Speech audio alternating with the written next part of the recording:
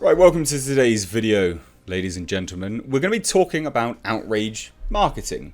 Now, I've got this article up because we're going to be looking at the pros and the cons of outrage marketing, the good side of it and the bad side of it, and how some outrage marketing fails and how some outrage marketing is a huge and wild, blinding success.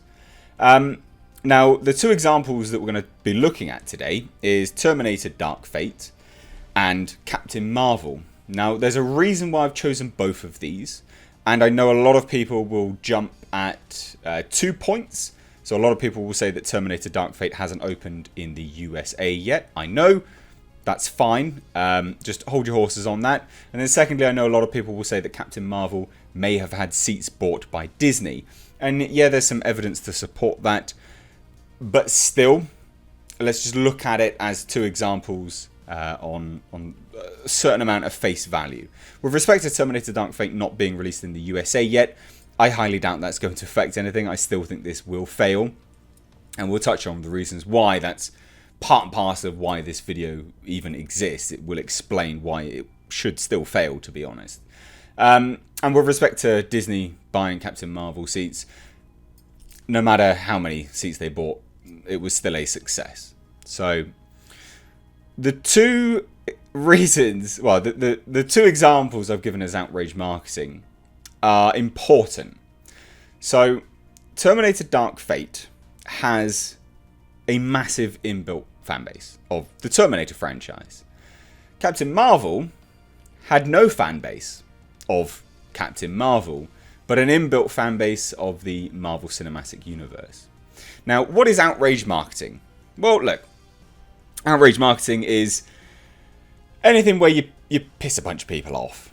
Okay, you irritate a whole bunch of people, and as a result of it, it markets the movie for you. And it's a form, it's genuinely a really, really clever form of marketing that Hollywood is now doing.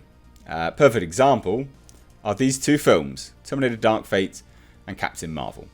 Now, Captain Marvel, if you cast your minds back to the release of that film, they had Brie Larson front and center. So many comments were made about white dudes, about dudes in general, about misogynists. A ridiculous amount of comments were made, but it was still a huge and wild success for Marvel. And the reason why is because it didn't have any fan base at all. The outrage marketing for Captain Marvel worked because there was no fans to piss off. There was no one that was irritated by it. No one that was actually going to be paying to watch the film, should we say. So everyone that did all their outrage, everyone that spoke about the nonsense that was spewed about it, genuinely perpetuated the marketing and pushed it front and center all over the internet. Now, Terminator Dark Fate, on the other hand, didn't work out like that. And the main reason is because Tim Miller was speaking directly to the fan base. And there are more fans than general audience that will be watching this movie or that would have watched this movie. So outrage marketing is a huge, huge success when you tap into the very core, well, when you tap into the very core of the opposing side that won't actually even watch your movie. When you tap into that audience, the audience that won't watch your film, and you get them to talk about your film for you, then you market it towards everyone else because it's the hot topic. And everyone else that is kind of nonplussed about it will go, oh yeah, I'll probably go and watch that now. Interesting. Why is everyone talking about it? Let's go and watch it.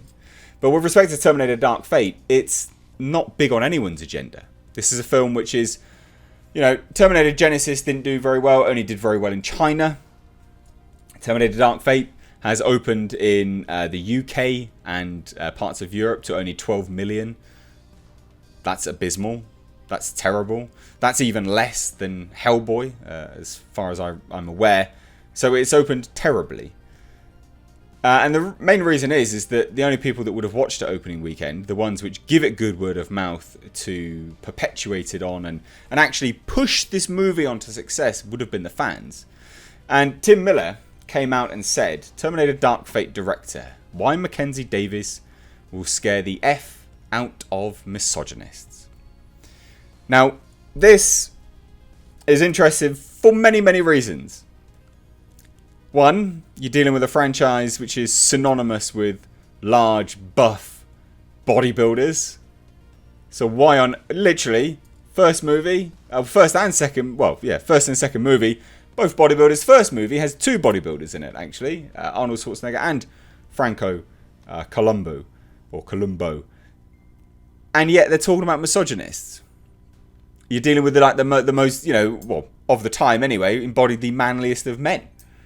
And we're talking about misogynists. Yet that's your core audience. Not misogynists, but the people that liked that are clearly going to be offended by these statements. And it also goes to show that this is definitely not the way to market your movie. Don't irritate the audience. This could have worked if this was not called Terminator. If this was called something else. If this was called Flashback from the Future Robot War. Whatever. Then this probably could have worked. This will scare the hell out of misogynists. Because no one's got a connection to this franchise. Well, to that franchise. People would just be like, what are you talking about? And then that would be the hot buzz. But no. Tim Miller had to say this, didn't they? He had to come out and say it. And what did he say? What did he say? Well, Mackenzie Davis and her character Grace feel like something very new for a franchise like this. What brought her here? She doesn't, by the way. It's literally 1 and 2 remade. She worked harder than anybody. Mackenzie really wanted to do it. She came after the role. She's physically fit, etc., etc. And this is the real. This sealed Terminator's Dark Fate. If you're at all enlightened, she'll play like gangbusters. So, if you know anything about how people lead conversations, this is leading the narrative. It is, by the way, you are enlightened because you want it to play like gangbusters, and you are enlightened because if you're not, then you're basically a closet misogynist, because that's what he says. If you're at all enlightened, she'll play like gangbusters. If you're a closet misogynist, she'll scare the F out of you, because she's tough and strong but very feminine. Now, let's not fool anyone. She's not very feminine in this movie at all. Mackenzie Davis is a great actress. She's awesome. She was great in Blade Runner 2049. She's good in everything that she does. But she's not feminine in Terminator Dark Fate. Literally every single scene she's in, she's wearing men's clothes. They make a point of her taking men's clothes. She's not feminine in any way, shape or form. It's not being sexist or bigoted to say it. But these kind of comments sealed this film to the Dark Fate. The Dark Fate of the Terminator franchise. If you're at all enlightened, she'll play like gangbusters. If you're a closet misogynist, she'll scare the F out of you because she's tough and strong but very feminine. We do not trade certain gender traits for others. She's just very strong, and that frightens some dudes. Now, this would have worked, like I say, if this was called Back from the Future Robot War. Because people would just be like, what? What are you talking about? Everyone would have spoken about it in exactly the same way, but you wouldn't have been pissing off the fan base.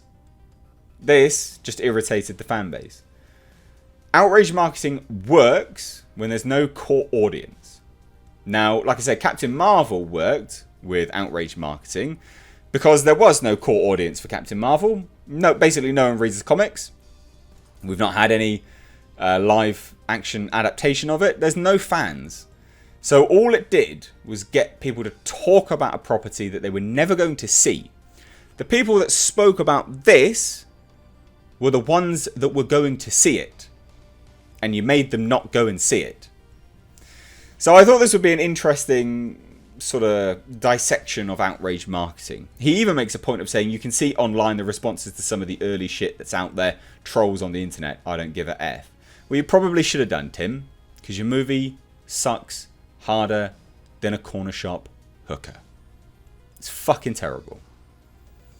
All you did was remake T1 and T2 and just rehash. It's terrible. You should have given it F, mate. You should have. So anyway, I'd love to hear your thoughts on this.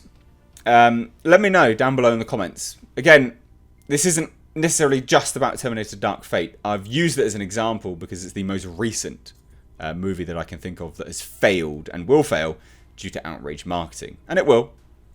12 million international takings already. It's not going to go up anymore. With respect to the rest of the takings, China don't like huge, feminine properties. They're not a fan of that. So it's probably not going to do very well over in China. And with respect to this, again, specifically, you're talking about strong, feminine characters and stuff like that. That's what Terminator was built off. But yet you're, slagging off the fan base that like Sarah Connor. Very strange. So let me know your thoughts. Do you think this is a good observation or a bad observation? Let me know. Anyway, if you're new here, hit subscribe, stay up to date on the world of pop culture and movie news by hitting the bell notification icon. Also, if you like this video, please do give it a like and a share. And if you've seen Terminator Dark Fate, let me know. It's available in the UK and parts of Europe now. Reviews are coming in mixed to negative. You could say mixed to positive, but we'll see what the audience score is in a couple of days. But anyway, guys, let me know your thoughts. I've Mr. H. Take care.